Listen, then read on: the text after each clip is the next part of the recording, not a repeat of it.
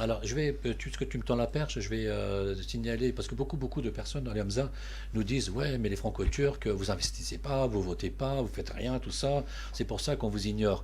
J'aimerais juste dire à toutes les personnes qui nous écoutent, qui se posent cette même question, vous donnez la raison pour laquelle, et c'est pas moi qui le dis, hein, c'est un Cambodgien, à qui j'ai posé la question, ça faisait 10 ans qu'il était en France, je lui ai dit, comment ça se fait que toi, ça fait 10 ans que tu es en France, tu es déjà adjoint au maire, alors que nous, ça fait 50 ans qu'on est en France, qu'on est encore rien. Il m'a dit une réponse qui est vraiment formidable. Je pense que c'est la réponse à la question pourquoi les franco-turcs ne s'investissent pas. D'ailleurs, si vous regardez, on voit bien le drapeau turc et français qu'on n'enlèvera jamais d'ici sur l'écran, en bas qui est de l'autre côté. C'est parce qu'effectivement, nous sommes fiers d'être français. Moi, particulièrement, je suis vraiment très très fier d'être français et vive la France. Mais je suis aussi fier de mes origines. C'est ce qu'on parlait tout à l'heure, Hamza. Donc, si on arrive à nous accepter tel qu'on est, on pourra donner beaucoup pour la France. Mais revenons à notre question. Quand je lui ai posé la question, il m'a dit, Barry, quand j'ai quitté le Cambodge, je savais que je ne retournerais jamais là-bas. Donc je me suis impliqué à fond en France.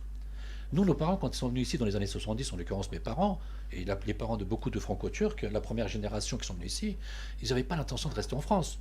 Ils sont venus en France pour gagner un peu d'argent suffisant pour construire une maison en Turquie, et puis c'est tout terminé. Donc pourquoi s'investir politiquement dans un pays dans lequel on ne veut pas s'investir, on ne veut pas rester? Ce serait absurde de se mettre dans la politique sachant qu'on va partir. Donc la deuxième génération, donc moi et toi Eda, on a commencé à se dire, bah écoute, finalement, on va peut-être rester là, quoi. Hein, c'est notre pays, la France est devenue notre pays maintenant. Ça fait quand même 50 ans que je suis en France. Et la troisième génération ne se pose même plus la question. On est français.